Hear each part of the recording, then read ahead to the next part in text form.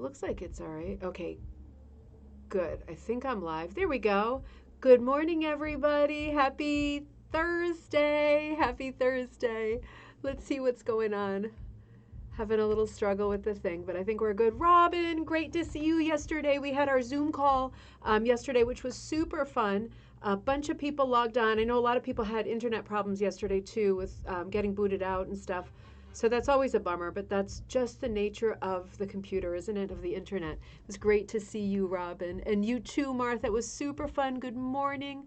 Lovely and sunny here too in Connecticut. We have a really sunny day. Got kind of shortish sleeves on here, a bit of a dress with tights going on. I mean, it's maybe it's time for it. I don't know. I guess I'm wishing it and willing it. Carol, good to see you. It's warming up there too in Utah. Sunny and in the 40s. Yep, for us too, exactly the same kind of thing. So nice. And my mom wrote this morning. I saw this on Facebook. Breezy, sunny, and the bird bath is not frozen. The air smells like spring. It might be happening. It's a little bit early, but it might be happening. It's nice. I'm going to see my mom this weekend. I'm super excited. I'm going to the memorial service for the Toby family on Saturday, and then I'm going to come shooting to my mom. I'm doing my COVID test today because I figured at the funeral there's going to be a lot of older people, so I always worry about that being a carrier and not knowing it, you know. But I mean, I really don't do anything, so the chances are almost nil. But then I'm going to go up to my mom with my sister and hang out there and have fun, and then go out to our great Chinese place where we get crazy sushi rolls, and they have the flight, you know, which is like the multiple flavors of sake and a mai tai. I'm starting with a mai tai, of course. It'll be a fun weekend. But of course, in the meantime, we have our cocktail night tomorrow night, so I'm not rushing things. We just have this episode and one more before I come back, and I am feeling pretty ancient, turning 49. At least it's not like a landmark one, but I'm terribly close now, aren't I?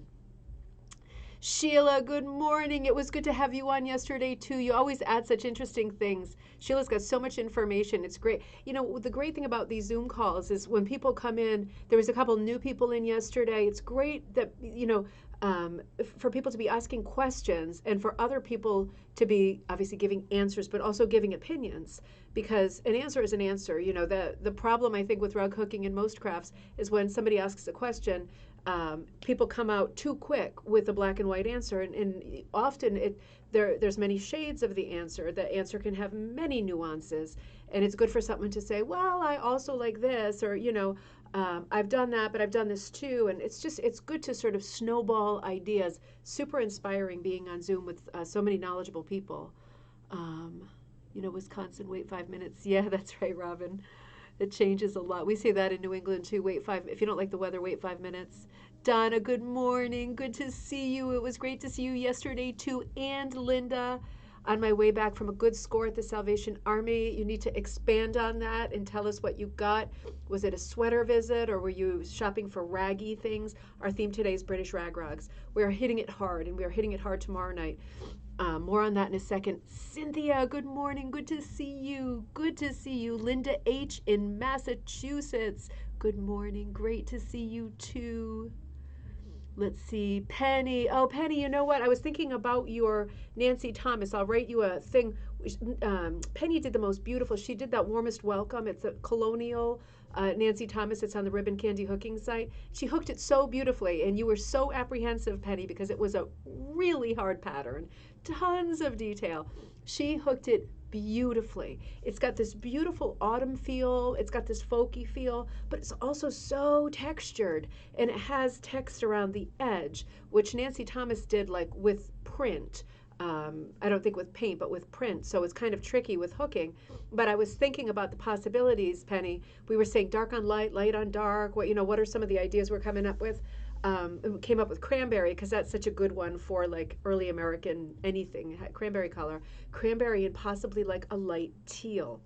Just saying, something to think about because I'm putting another order together for you, the alphabet soup, which I put out yesterday, and I could always throw some of that in too. That would be no problem. April, good morning. Beautiful. Everybody's enjoying a beautiful day, huh? I like that. I like that. It's a good start. And Cindy, good morning in Northern Illinois. How nice. I hope you're getting beautiful weather too. Amber, great to see you. I've got to do some weighing and stuff Amber's interested in a bunch of the Adopt Me rugs that are up. I just love it when people are interested in the projects that have been started and not finished. I think it's such a great hat tip to, generations of earlier rug hookers when you adopt a project and you really honor the work and the hours that have already been put in, and then the sort of endless possibilities with what's left of making it your own and making it a kind of fusion of the old and the new. It's a different kind of a project, and it takes a sense like adopting a child, right? Actually, it's not, is it? But it takes a different kind of a person to want to do it because it's so thoughtful to approach something that's partly done and think about how you're going to finish it. But I think it's such a worthy thing to finish stuff. I'm keeping tons and tons of unfinished things, but I can't keep infinite, and I do have infinite. Crystal, good to see you. Rain boots and sunglasses. Oh, that sounds nice. Nice. What is okay when it's nice and bright, right? Crystal, that is so nice. Catherine, it was great to see you yesterday, as always. Catherine did a great article. I opened up my copy of Atha that came a couple days ago, and Catherine did a beautiful tribute, a sort of, I don't want to say exercise, and I don't want to say contest. What do I want to say, Catherine? Like a bunch of people in this guild, where this woman who was the head of the guild had passed away, or the chapter, and they all in her honor. Her favorite color was red. Hooked something with lots of red in it, and it was just a beautiful article. If you get Atha, and you should, because it's filled with information and it's a great publication. We don't have a lot of publications as hookers, but it's a beautiful one, and Catherine's article was really nice. It was a really nice tribute, and they were all gorgeous rugs. Wendy, good to see you. Overcast. Oh no. Well, the sun will probably break, right? You'll see that beautiful light coming down that looks like heaven speaking to you directly, and hopefully it shines directly on you. That is my hope for you today. You deserve to have some sun. We're all getting beautiful sun. I am celebrating my birthday. We're just going out to the Chinese restaurant. I was really hoping that on my birthday I could go out to like Lancaster County, Pennsylvania, and do some rug searching and stuff. But I'm thinking maybe the following weekend or something. It's just turned out to be a bit of a busy weekend with the funeral of the Molly and Toby family too that I really want to show up for. So with that on Saturday, it kind of killed the possibility of doing something. That didn't sound right, did it? Didn't kill anything. I'm very happy to go, and I'm not excited to go, but I'm very happy to go. So birthday stuff in the future. There's going to have to be a Pennsylvania trip coming up because I just, it's like something is calling to me there. It must be like a hive of rugs or something, a secret trunk in the back of a store that I'm going to go directly to. Something is speaking to me. So we're celebrating a little bit, but it'll be fun. Oh, Lorny was on last night on the Zoom call from South Carolina, right? And I'm going to answer you on your email too. You said she sent a beautiful picture of, I think it was daylilies. We're working on some color planning together. What a beautiful, and a lot of Lorny's projects are projects that you started like in the 90s and you're returning to now. And that is so great when that happens. It's so nice to return to something, isn't it? Something familiar. You have a little bit of a head start. Approach it with new eyes and a new philosophy. Really good. It was so nice to see you. Have you tried landscape fabric for pattern transfer? Oh, do you mean the landscaping stuff on the ground? I haven't, but I've heard a lot about that. People do use that landscaping stuff that you put like in the soil. I have heard that people use that, and that's quite inexpensive too. I'm super happy with the fiber tape that I use. And the reason I like the fiber tape, there's some right here, is that it's sticky. It's just tacky. It's not sticky. It's just tacky on one side. And I know I tout this all the time. The Home Depot should give me a big kickback, right? But it comes on a giant roll. It's very, very, very wide, like not 60, but maybe 50, maybe 60. And it's like 25 yards. So it's like endless use. I go through them pretty quick, but it's because I'm in business, and you wouldn't go through them as quick. You would have it for a long time. But what I like about this as opposed to the landscaping stuff is that it has this stickiness. So when I put it down on my drawing to trace my drawing, it sticks just a little bit. And then when I put it down on my backing, whether it's rug warp or linen or monk's cloth, it sticks a little bit again. It sticks enough to not shift. And I'm able to trace the major lines. This is Colette, the pincushion doll. I got like all the pincushion dolls out today, which is nice. But I might try that landscaping stuff at some point. Maybe somebody else has. I've just been very, very satisfied with the fiber tape because of the stickiness. And I had tried all different kinds of netting and stuff and been pinning it down in places, and it just shifts. So finding something like this that has that tackiness to it, Particularly for me, when I want every pattern that I send out to be exactly like the one in the picture, for me it's really important. And I am looking at the possibilities of doing commercial printing of patterns, but um, I know that I know that some people are super sensitive to the smell of the ink when you get something commercially printed. So that's a thought. It's also quite expensive, so I would have to put my patterns up that much every time. And I have heard that with commercial printing, this is a sideline, it's not always perfectly squared. And you know how I feel about that because, particularly for beginners, when you're not squared and you start hooking and you're wondering why it looks so bad and what went wrong, it's usually that it's not squared properly. So it's those three things are three big things that scare me, but we'll see how it goes. I would love to get other people's input on that because I spend a lot of time tracing patterns, and I wish that economically I could maybe skip that step, but I worry about those things. So those are all big things in my head. Looming large. Ann, good to see you, Ann. I'm going to get on your pincushion doll too. I'm coming to a wide open window, which is so nice. Slapper, good morning, everyone. Sunny and bright in Toronto. Reading Creative Techniques for Rug Hookers by Donna Herkman. I guess it's Herkman. I know there's like no vowel in there. It's such an unusual last name, one of the most unusual I've seen. And I'm pretty sure I have that book. I'll have to check. So much great information. I will have to check. Jennifer, good to see you. Sunny in Nebraska. Oh, great. We're all getting a treat. Most of us are getting a treat. And for those that are not, the sun is going to break for sure. Good morning from Texas. Good to see you, Lori. And Shelly, good morning. Good to see you. Oh, good. Some of you read Catherine's article. It was a really nice article. So let's go straight to business today. I don't want to take too much time, wasted time telling you things because we'll be on for cocktail night tomorrow. I want to remind you that tomorrow, if you're new, hey Joan. Well, I'm so sorry. I've been slow in putting them up. I'm going to post a bunch of things as soon as I do these last two kits that need to go out. I feel need to go out today. Um, um, I'll start photographing a bunch of stuff because there's a lot. There's a lot. So if you look, let's say PM tonight, like Eastern Standard Time, because Jocelyn has dance tonight, so I'm going to have to come back here for her to do her tapping and everything. But later tonight, I should be able to sort of synchronize and synthesize all the measurements and the photographs and everything and put a bunch of Adopt Me stuff on there. And there's a lot. There's a lot. And I have a lot from before that I just haven't shown. I have a lot of stuff that I'm going to be selling that is either done, partially done, not done at all, or needs a repair because we talk about that a lot too. I have a few pieces that need a tiny repair that are otherwise finished. So for those of you that are feeling ambitious or really enjoyed that coffee time episode that we did, what was the book called? Save That Rug, right? Save That Rug. Oh gosh. I know who the author is. Of course I do. Judy Taylor, right? Who usually does the books on yarn.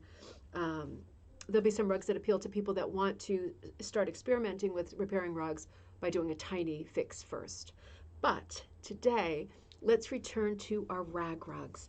I put links in the descriptions, affiliate Amazon links. The reason I say that is because I have an Amazon affiliate account. So if you click on the Amazon link, I just want you to know that they're giving me like a few cents for the book or anything that you buy when you're on that shopping expedition because you came in through my link and they think I'm doing a good job of advertising Amazon for people who aren't aware of Amazon, right? So looking forward to those listings. Okay, I will get them out. I really will. It's high on my priority list. So I now have 3 books listed that are related, and this is going to be our big punch. There's a magazine to a rug hooking special edition that I'm going to introduce tomorrow night for cocktail night. I want to remind you tomorrow is Friday, so there won't be a coffee time tomorrow. For those of you that are new, tomorrow night we do our blowout cocktail night, and it's a regular episode tomorrow. It's not a game night like last week's bingo, but we do bingo once a month. We'll do trivia in a couple of weeks, but tomorrow we're going to do sort of not just rag rugs, but like inspiration. Just where are you getting your inspiration? Remember a few weeks ago we played that game where I described what I was looking at and you used the little stencils that you had downloaded from the website and drew things along with me. And maybe some of you came up with a composition that you liked well enough to hook. I thought that was a great exercise. But tomorrow night we're going to be talking about inspiration using non-traditional, not wacky stuff, but non-traditional stuff to sort of pop your pieces. And hopefully I'll be finished with my bird in the nest. I'm still waiting for all those charms off Etsy to come. They're taking forever. I ordered tons and tons.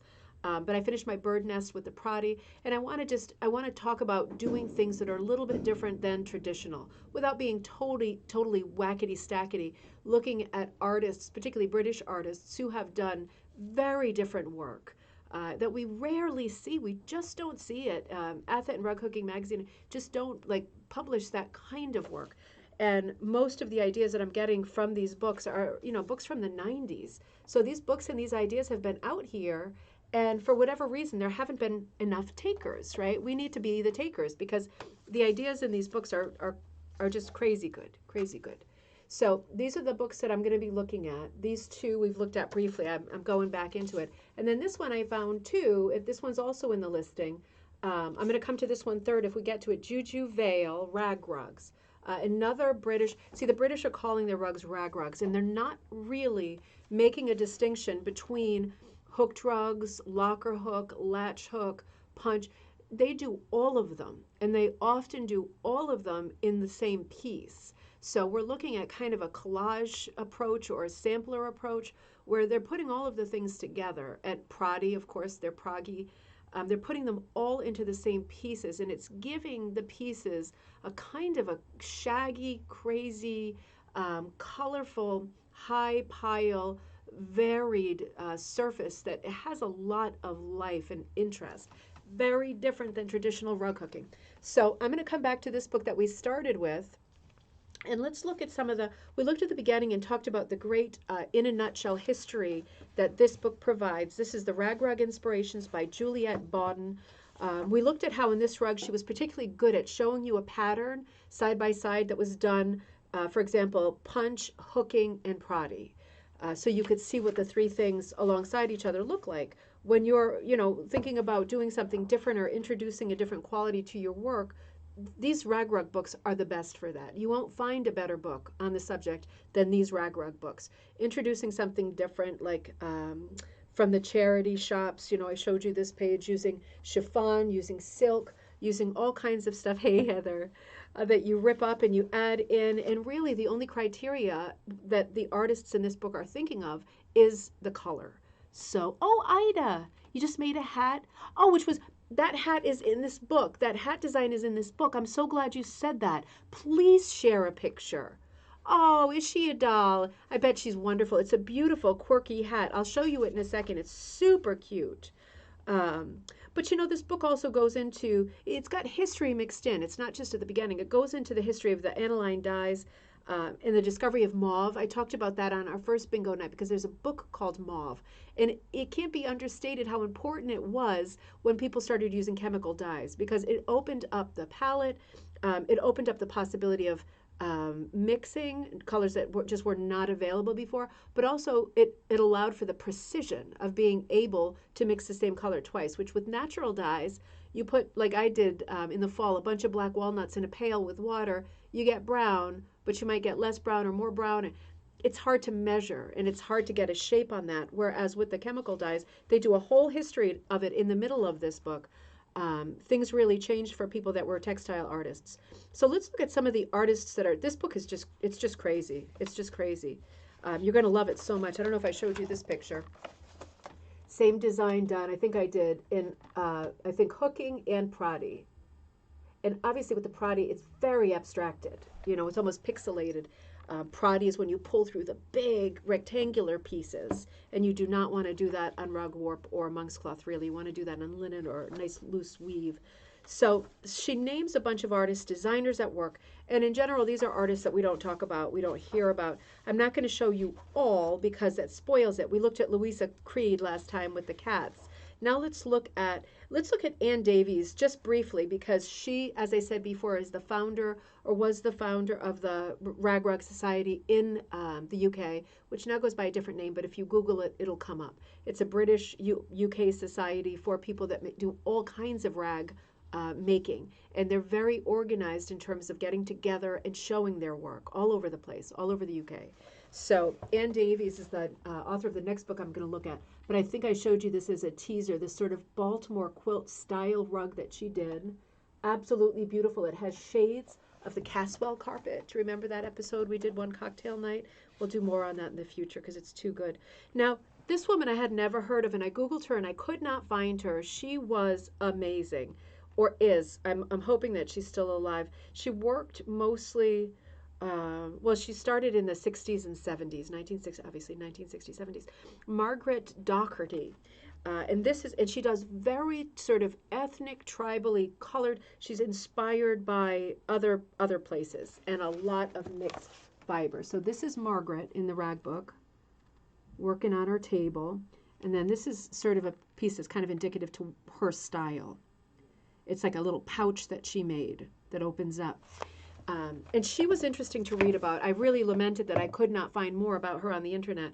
She says, a passion for all things to do with textiles. She has a passion, especially Turkish rugs, led Margaret Docherty to rag rug making. In the 60s and 70s, she traveled widely in Turkey and was intrigued by the large frames used for carpet weaving that she saw in many Turkish homes. So women actually doing rug making in the home.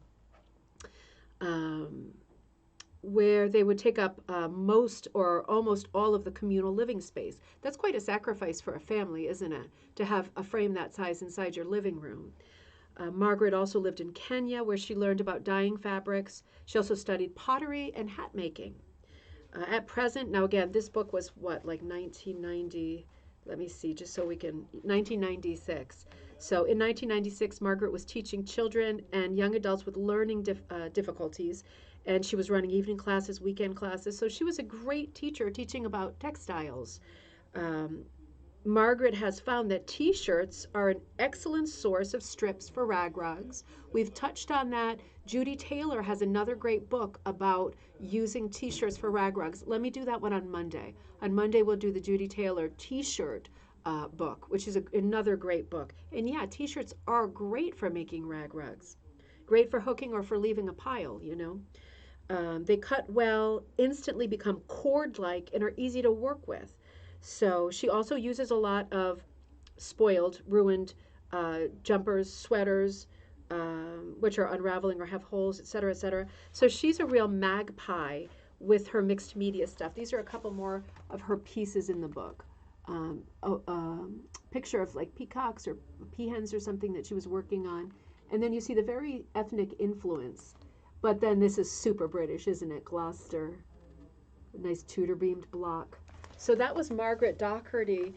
Then it goes into this artist who is just, she passed away June 2005, Nancy Edell, very surrealist artist. For Canadians, she might be more well known because she was born in Nebraska, but she moved as like a adult to Canada and lived the rest of her life there. So I think she's better known as an artist in Canada. Let me show you some of the work that's in this book. I printed out some more pictures to show you, just to give you a feel, and then we'll talk about it. You see this bathtub one here with the fire under it? And then we've got this one that I used for one of the past thumbnails. It's like a garden on a platform in the sea with a house on fire and somebody doing some kind of, I don't know, whatever it's called when the boat tows you. And then this really unusual one underneath of sort of a surgery setting, but also it looks like a fashion show. So this is why I use the word surrealist, right? So what it says in this book, I'm reading from the book, although she was born in Nebraska, okay, now lives in Canada, she was trained as a filmmaker and animator in the U.S. and Britain in the late 1960s, and was commended throughout Europe and the U.S. for many of her films. However, she gradually came to realize that her interests lay, this is the key. Now, this is the thing, this is the wrinkle in her life, in her creativity, that gives her the angle to do such creative rugs. Soak this one in, because this really hit me.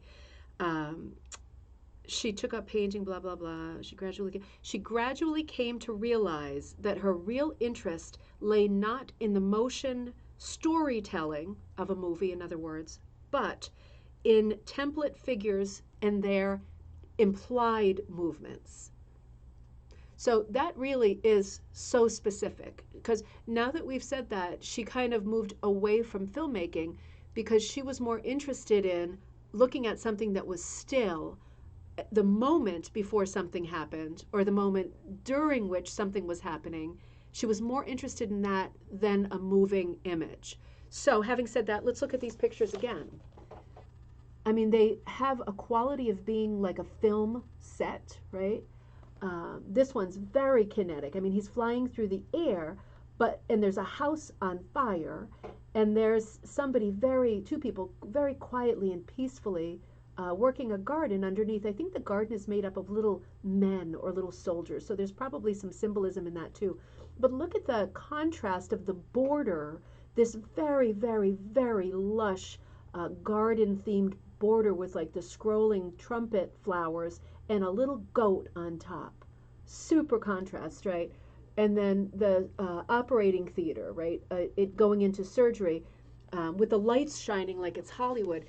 This was her specific interest, that she was interested in these stop moments, before the film rolls, where there's all kinds of possibilities in your mind about what's about to happen. I think that's super interesting. And when you're working on a composition yourself, particularly if you're more creative and artistic than like the traditional, I'm definitely more traditional. I like designs. But if you like to express things in a more painterly way, think about these kinds of things and what you go toward. And if you can define the things that you go toward, or you can find some commonality between the things that you're interested in, like she did with, I'm interested in stop motion, and the ideas that a still picture gives you when there's so much action and a bunch of people, sitting in a bathtub that has fire underneath it. It's so different, right? It's so different. Her new interest in rag rugs was crystallized when she moved to Nova Scotia in 1980.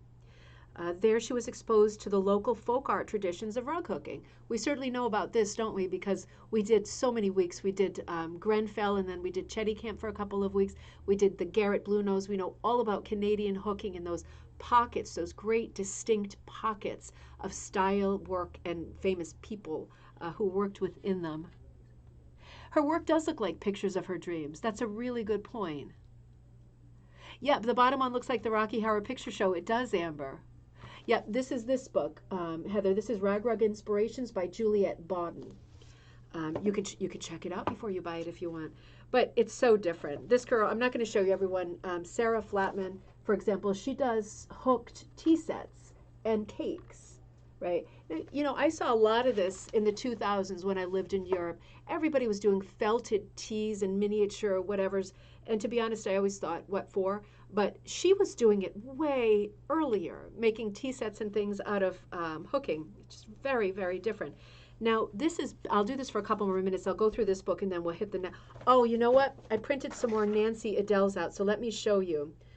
Again, dream-like compositions. This was one here. Sorry, I didn't get the title of it, but if you Google Nancy Edell, you'll be able to find it. You see, has a very theatrical, it's got the proscenium, it's got a double proscenium, but it also has kind of a Roman feel. There's an Egyptian character down at the bottom. There's cave paintings on the walls. It's so different, isn't it? It's so different, and it's not photographic. It's not photorealism. She's using a lot of color, but she's working very graphically. Look at that little wicker chair. So different, right? And then this is a beautiful one, too. This looks like a cloister or something here. Make sure we're in focus. There we go. It looks like it's art school at the cloister. It looks like there's a saint, at least somebody with a halo coming out with an apron covered with paint, unexpected. There are other people who appear to represent saints or apostles in the niches or alcoves. There's a lot of depth. You can look right back to the sky. There seems to be a nun or perhaps Mary doing something in one alcove. That didn't sound so good. But look at the pattern on the floor. I mean, that is super sort of Art Deco at its best. And then she's framed it up again like a theatrical piece. But she's framed it in what looks like woodwork. She's hooked what looks like woodwork. It's just extraordinary, isn't it? And then there's this piece, which is completely not like her at all. This is available on Etsy. If you Google Etsy Nancy Edell, this is a Nancy Edell piece, nothing like her other pieces. No, it's Ann Davies. I'm sorry. That's why it's nothing like her other pieces. I think this is that's an Ann Davies. I'm sorry. I put them on the same thing 2 weeks ago and confused myself. But I distinctly remember this is Ann Davies, who I showed you earlier.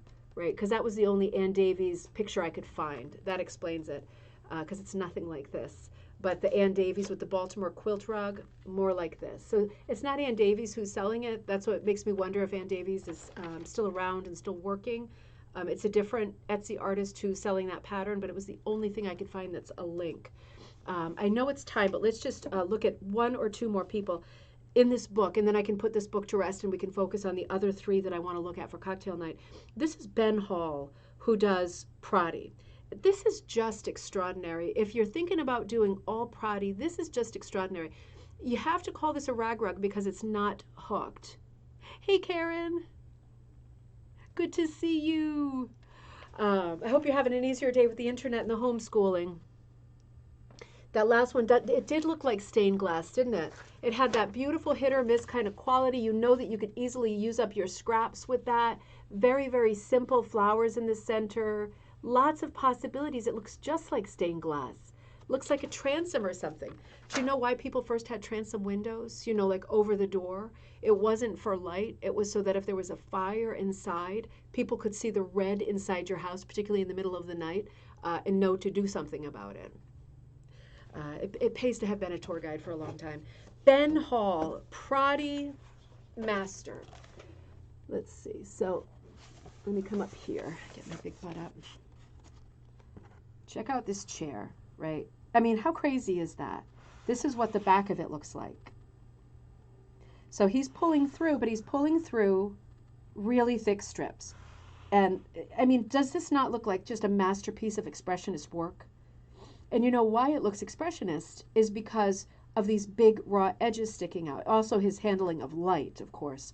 But beyond that sort of artistic aspect of it, the technical aspect of using these big pieces gives you something that again looks pixelated, more like Impressionism than maybe the lady's waiting for plastic surgery. You're right. Oh, you're speculating on the Nancy Adele. That's a good one. And this beautiful thing, this looks like one of these old-time irons to me. But isn't his work very, very, very different? Very different. And you know, looking at his work reminded me, again, I couldn't find anything new on him. Looking at his work reminded me, you know, sometimes I think we think of Prati too much as a way of doing leaves and flower petals. And when you think about it more as just the possibility of bringing height, wider pieces with a higher pile into a composition, it doesn't have to be the whole composition, his are. It does have a latch hook quality, but with slices of wool, of course, they're going to look a lot more artistic, I think, than a traditional latch hook kit. So just another thought. You have transom windows. Oh, nice. So that was really cool. And then I looked at Liz Kitching, who seems to still be busy, born in Cumbria. Again, another British artist, studied textile design in the 1970s. Her style is like this.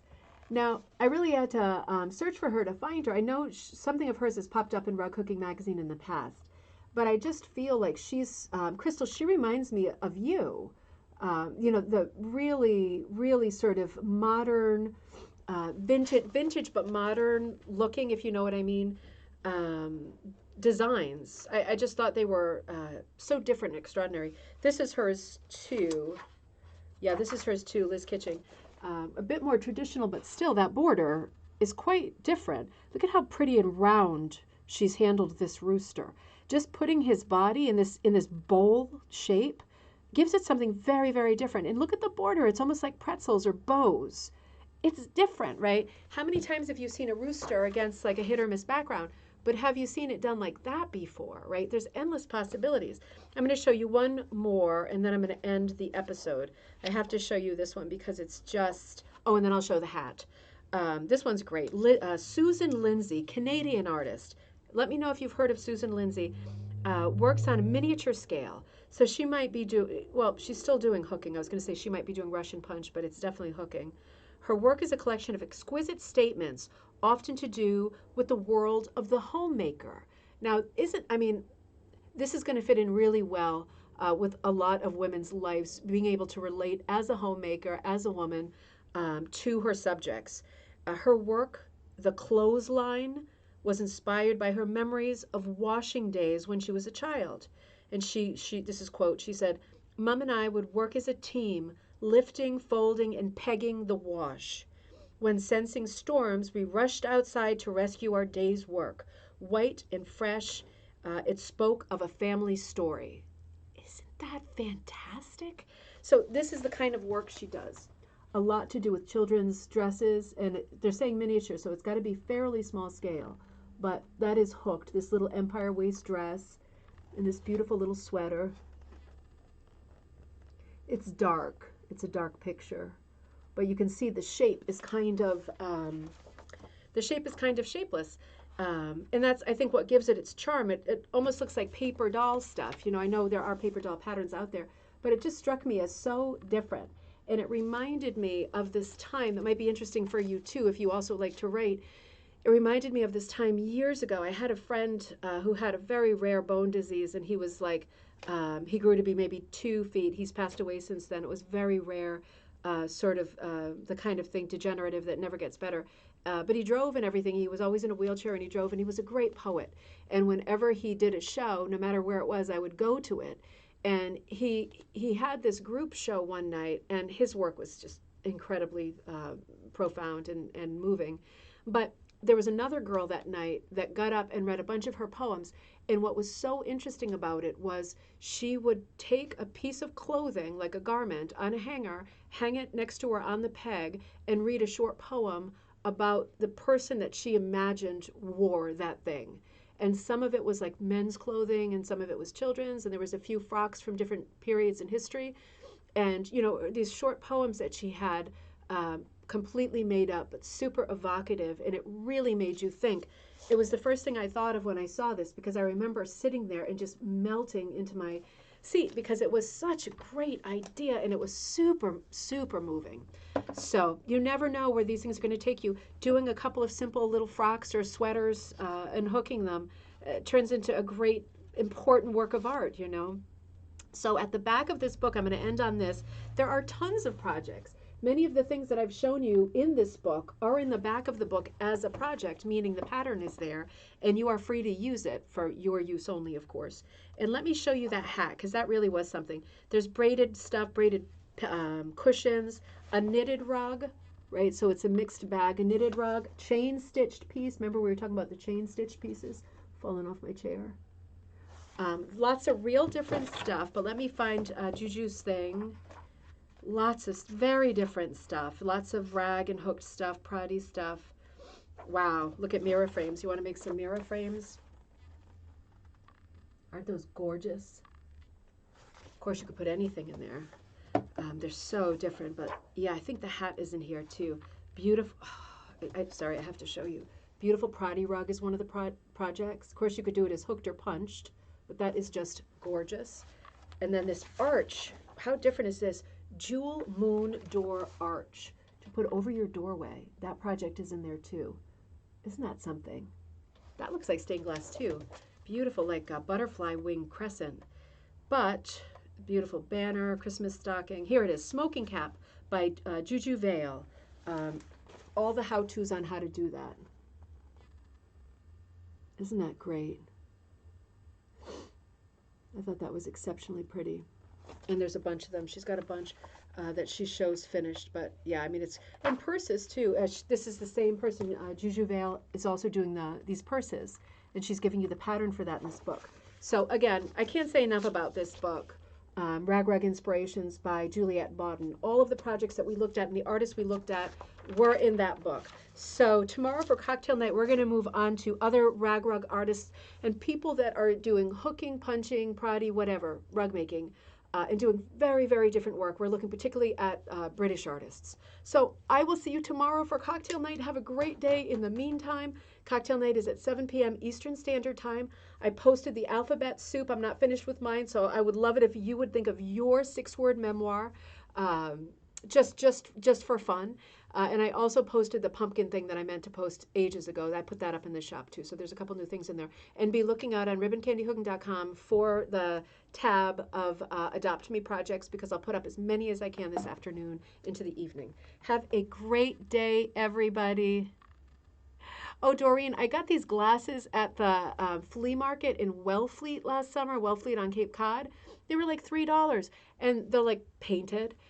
They have lasted longer than any of my other. I mean, I love my peepers and stuff, but these have been amazing. They cost nothing.